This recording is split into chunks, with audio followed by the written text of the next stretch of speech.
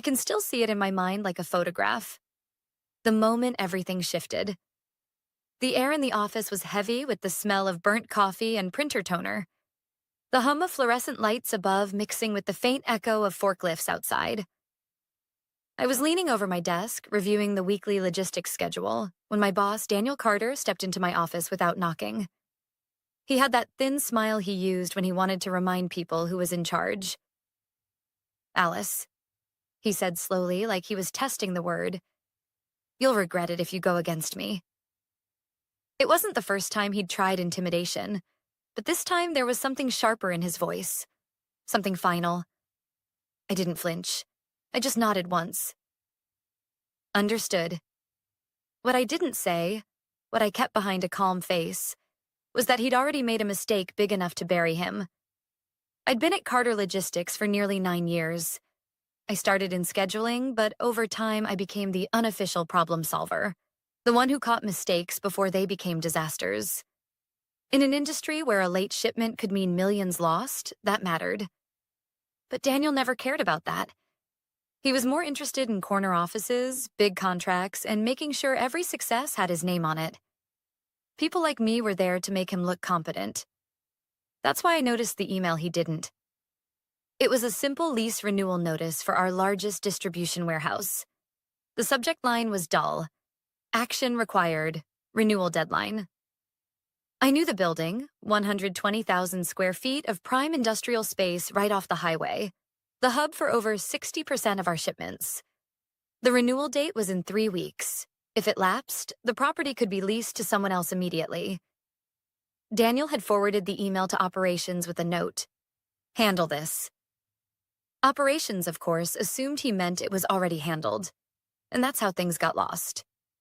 I read the attached lease twice. My fingers drummed against the desk.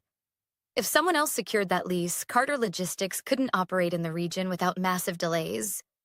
Every major shipment, especially the one I'd heard him bragging about at the last executive meeting, a $20 million import deal, relied on that warehouse. And Daniel hadn't even set a reminder. For days, I wrestled with it. Part of me thought I should warn him. After all, my paycheck came from this company. But then I thought about the last time I'd brought him a problem. 3 months earlier, I'd flagged a routing error that would have delayed a contract delivery by 5 days. His response? A smirk and, "Alice, stick to your lane. I've got experts for that." He didn't have experts. He had people who feared him too much to argue. That night, I stayed late, pretending to be working on freight schedules. The warehouse manager was on shift, and we got to talking. Casually, I asked if he'd heard anything about the lease. He hadn't. And the property owner had been trying to get someone from Carter's office to respond. That was when I knew. If Daniel didn't respect my voice, maybe he'd hear me in another way, one he couldn't ignore. I called my brother-in-law, Mark, a commercial real estate agent who owed me a favor. I told him I needed information, fast. Within 24 hours, I had the full terms for the warehouse lease. The renewal window was open, but closing in less than 2 weeks. It wasn't cheap, but it wasn't impossible. The security deposit was steep, but I had savings. The kind I'd been building quietly for years, the kind Daniel assumed I didn't have because, in his mind, I was just another replaceable cog. Mark's voice was steady over the phone. "If you want it, we can have the papers drawn up tomorrow. But once you sign, it's yours. Full control." I didn't hesitate. "Do it." The morning Daniel gave me that smirk and told me I'd regret going against him was the same morning the lease documents were delivered to my inbox. He didn't know it yet, but the building that housed his most valuable shipments was now mine. I signed, wired the deposit, and by 3:15 p.m. the deal was finalized. The confirmation email felt heavier than it should have. This wasn't just a property. It was leverage. I wasn't reckless. I wasn't going to announce it. But I also wasn't going to forget the way he had looked at me when he said those words. 2 weeks later, when his $20 million shipment from overseas was scheduled to arrive, I would find out just how pale a man can go when he realizes the ground he's standing on belongs to someone else. And by then, there would be nothing he could do to stop it. The next morning, the warehouse felt different. Not in a physical way. The same rows of high shelves stacked with pallets, the same hum of the industrial fans. But to me, it was no longer his warehouse. It was mine. I parked 2 blocks away, not wanting anyone to see me arrive. The property manager, a thin man in his 50s with an easy smile, met me at the side entrance. "You're the new tenant," he said, shaking my hand. His voice had a hint of surprise, like he'd expected a corporate rep in a tailored suit, not a woman in a plain blazer and jeans. "That's right," I replied. "And I'd like to keep it quiet for now. No changes to daily operations until I say otherwise." He nodded, pulling a set of keys from his pocket. "You've got full access. Lease terms are exactly as you saw. You can sublet, terminate, or renegotiate as you see fit." The metal keys felt cold in my palm. Heavy, in more ways than one. For the next week, I went about my normal routine at Carter Logistics. I still clocked in at 8:30, still sent the same emails, still pretended Daniel's voice didn't grate on my nerves when he barked orders down the hallway. The trick was patience. If I moved too early, he could adapt. The plan was to wait until his $20 million shipment landed, the one he'd been bragging about for months, and then let reality hit him like a steel door slamming shut. At lunch breaks, I'd step outside, phone pressed to my ear, speaking quietly with the warehouse security supervisor. His name was Jeff, a no-nonsense man who had been guarding that property for nearly 15 years. "I'll follow whatever instructions you give me," Jeff said on our first call. "But you sure you want to play it this way? Daniel's the type to make trouble." I smiled faintly, even though he couldn't see it. "That's the beauty of it, Jeff. I'm not making trouble. I'm just enforcing my rights as the legal tenant." By Thursday, Daniel's mood was almost smug. He strode into the office that morning with a cup of coffee from the overpriced cafe downtown, chatting loudly on his phone about streamlined operations and a new era for the company. I caught snippets of his conversation with the operations manager. "All customs paperwork is cleared, offloading scheduled for the 14th. Trucks will run straight from the port to the warehouse." Flawless execution. I kept my eyes on my computer screen, fingers resting on the keyboard, while inside my heart beat a steady drum. The 14th. That was the day. On Friday, I drove past the warehouse after work. The sunset threw long shadows across the loading bays, the chain-link fence casting dark stripes over the asphalt. I pulled into a side lot and sat there for a moment, watching as forklifts shuffled pallets inside. That building had been Carter Logistics' beating heart for over a decade. Without it, the company couldn't function in the region. Daniel knew it. I knew it. And in less than a week, everyone else would know it too. I spent the weekend finalizing my plan. Not because I thought Daniel might challenge my ownership. The lease was airtight. But because I knew he'd try to spin it. People like him didn't admit defeat. They invented alternate versions of reality. I made copies of the lease, the payment receipts, and the property manager's confirmation letter. One set went into my home safe. Another went into a manila envelope at my sister's house. By Sunday night, I felt a strange calm. Daniel called a morning meeting. His energy was electric.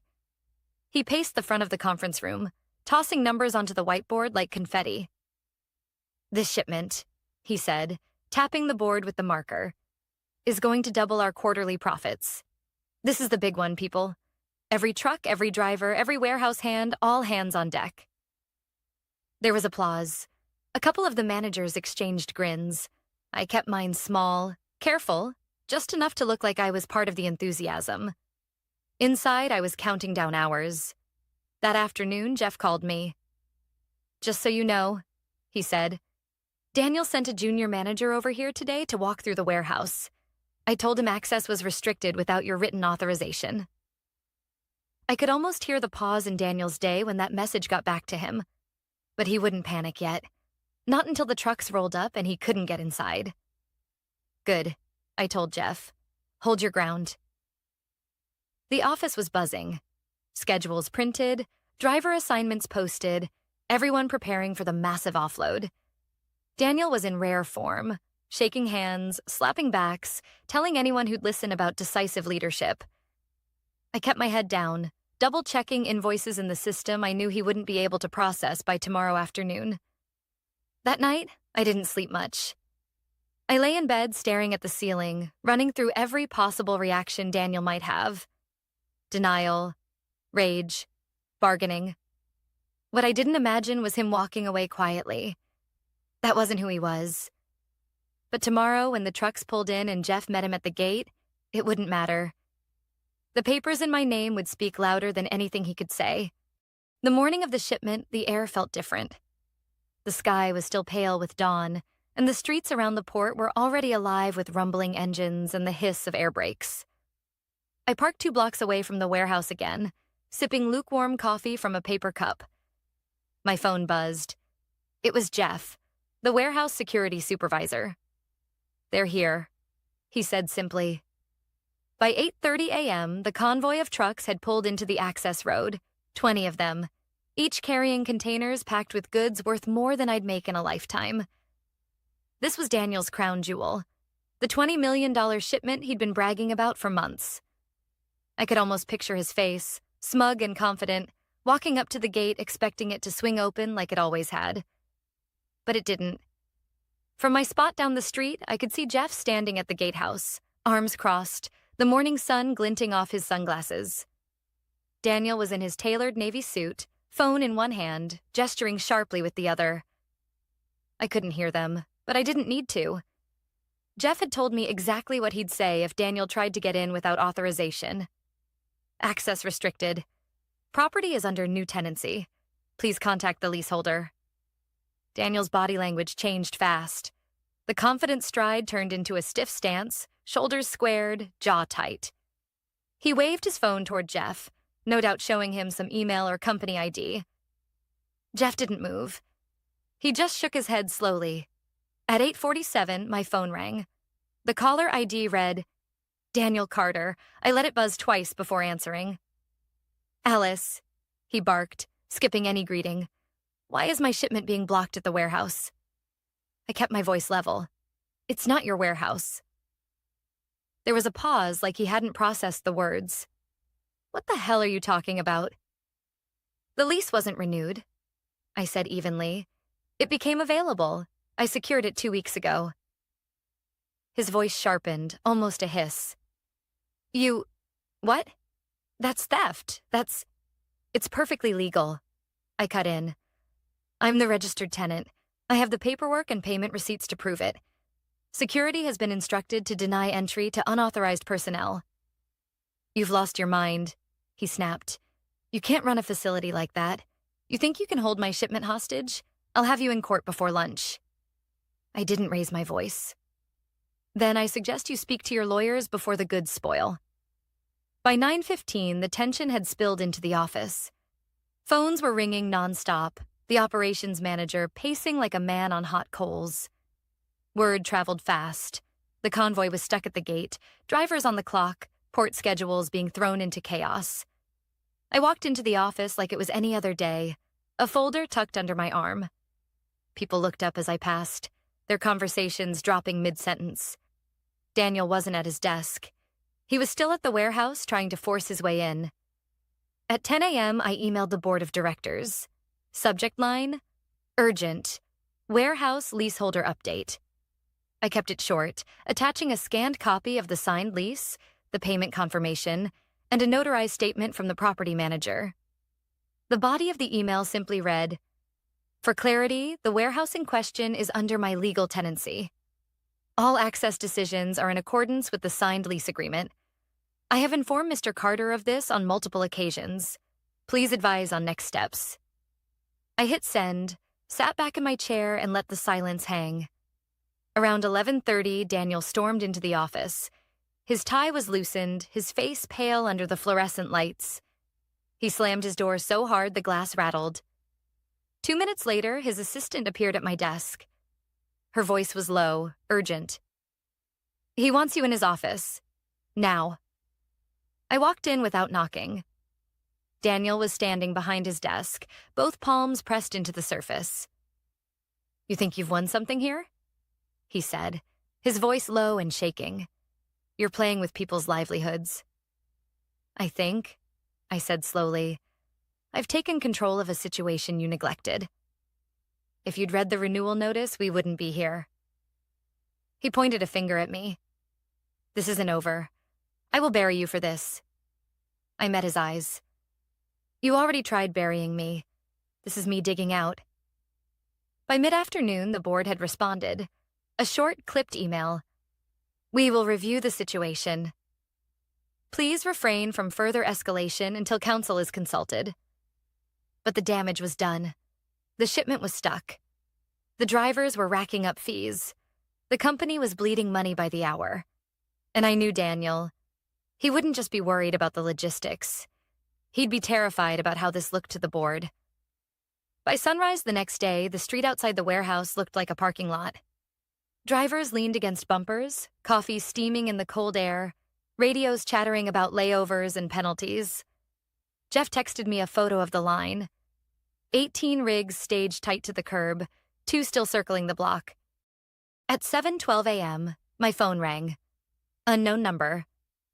Alice Harris? A crisp voice asked. This is Officer Neal with the Port Authority Police. We've received a complaint alleging unlawful interference with commerce at the Hanover Street facility. There it was.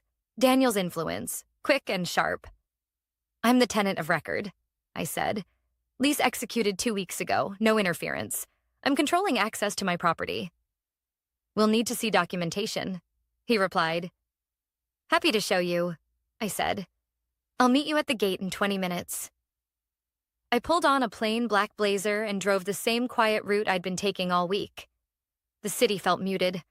Low cloud ceiling, a gull skimming the river. I parked 2 blocks away again and walked the rest on foot, paperwork in a file folder tucked under my arm. At the gate, 2 PAPD officers stood by Jeff's booth. Daniel was there too. Tie perfect, eyes bright with a confidence that said he thought he'd finally found leverage. He nodded to the officers as if they worked for him. Morning, I said to the officers, not looking at Daniel. Here are the documents. I handed over the signed lease, the wire confirmation, the insurance certificates, and the property manager's letter acknowledging delivery of keys. Officer Neal studied the papers, his partner flipping pages, lips moving silently. Neal glanced at Daniel. Mr. Carter, you said your company leases this property. Daniel's jaw flexed. We did. For 10 years. Her lease, he swung a hand toward me, is a stunt. She's an employee acting against her employer.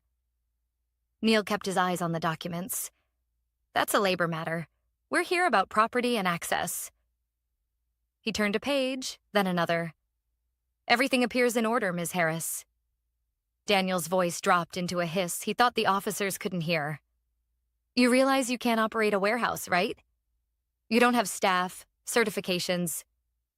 I don't need to operate it to control entry, I said evenly. But if you'd like access, we can execute a short-term sublease with standard rates and indemnities. For a heartbeat, his face went still. Pride versus pragmatism. He picked pride. Not a chance, he said. I'm not paying you to enter a building I've paid for a decade. Then you're welcome to petition the court, I replied.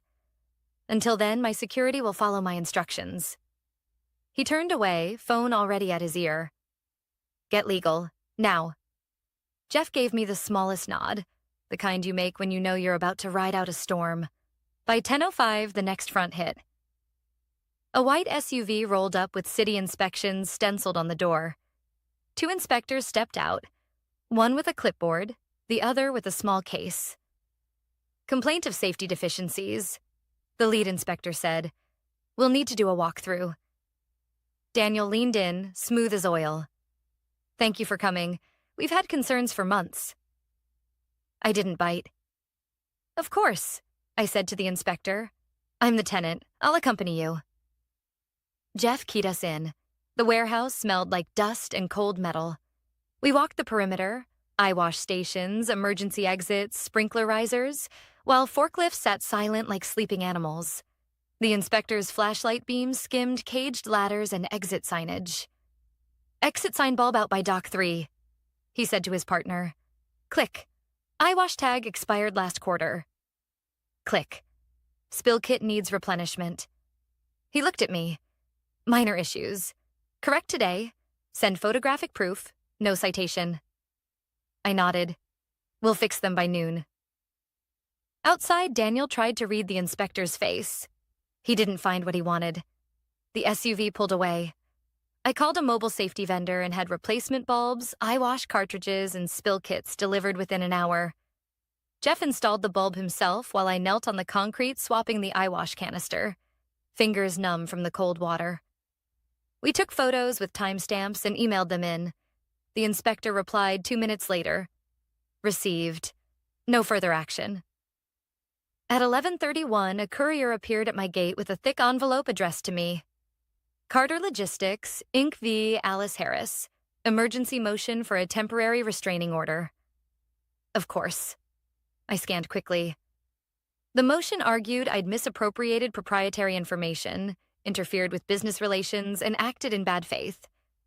There was a hearing set for 2 p.m. Judge Morales, Department 24.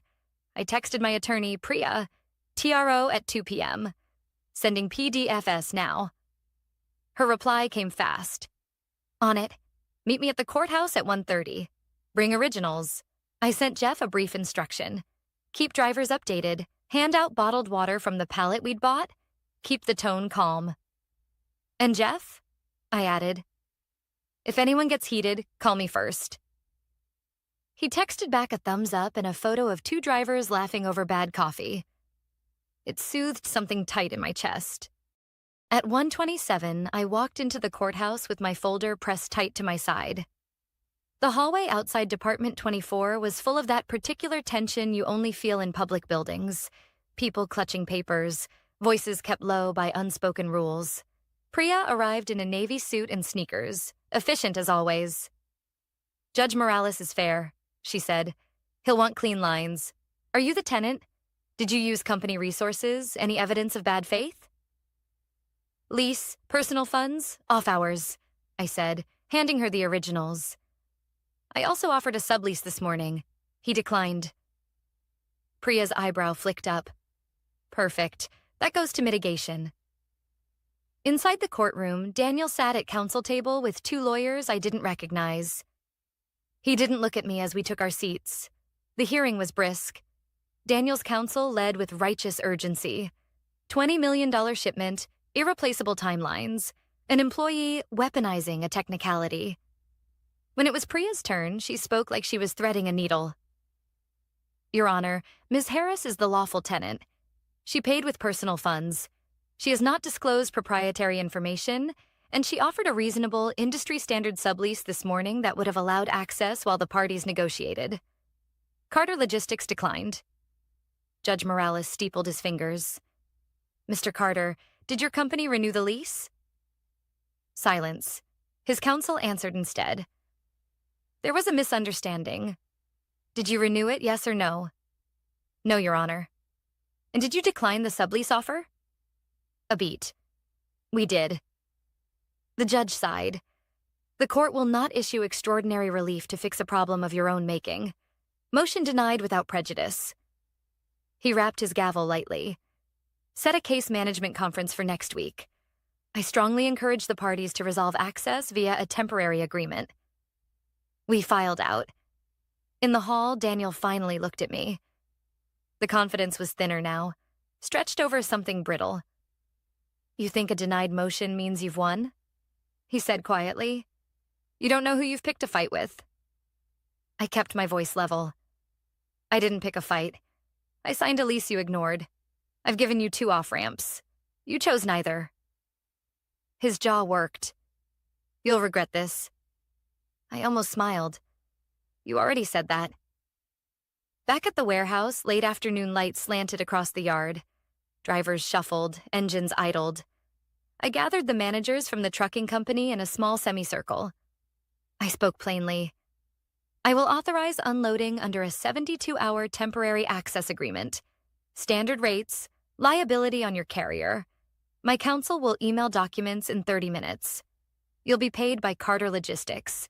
Your time will be counted. No one leaves unpaid for waiting.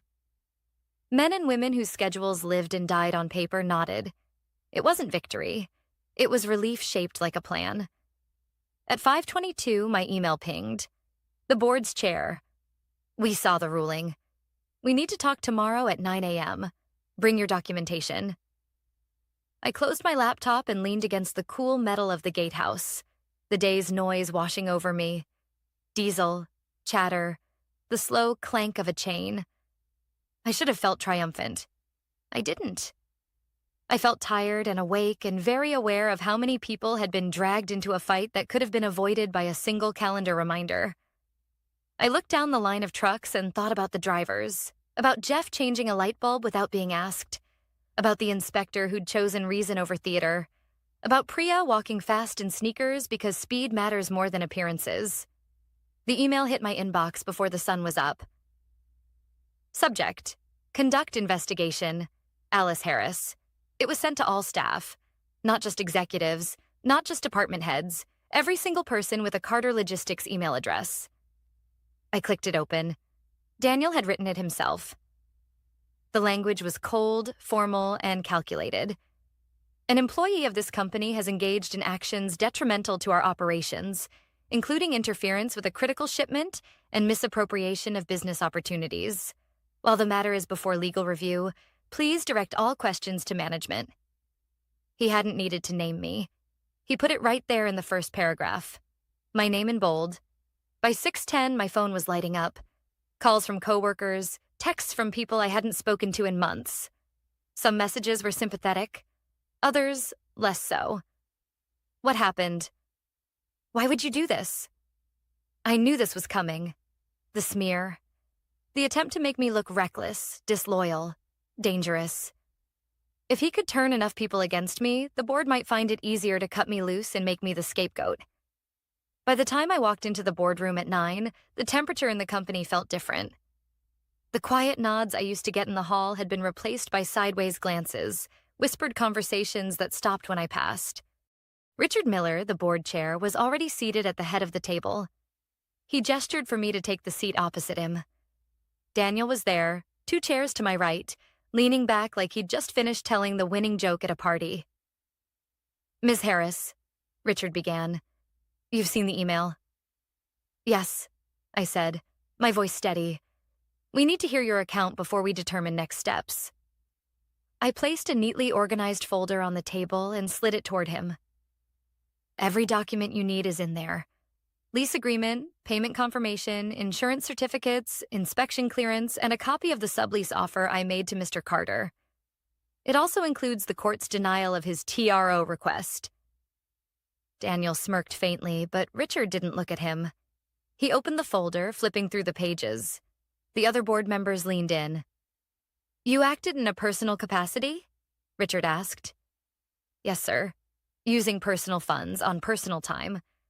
I did not use company resources, and I did not share any confidential information. And you offered a sublease immediately after taking possession? I did. He refused. Daniel leaned forward. Because it was extortion. It was market rate, I said, turning to face him fully.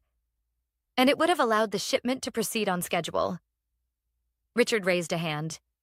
Enough. We're not here to rehash personal animosity. We're here to decide if Ms. Harris violated her employment terms. The head of legal, who had been silent until now, cleared her throat. We've reviewed the documents. There's no evidence Ms. Harris acted unlawfully. The warehouse was not under lease by Carter Logistics at the time of her signing. All filings are in order. A low murmur went around the table. Daniel's jaw tightened. Richard sat back, steepling his fingers. Then the question becomes, is it in the company's best interest to continue under the current leadership structure? For the first time, Daniel's confidence cracked. This is absurd.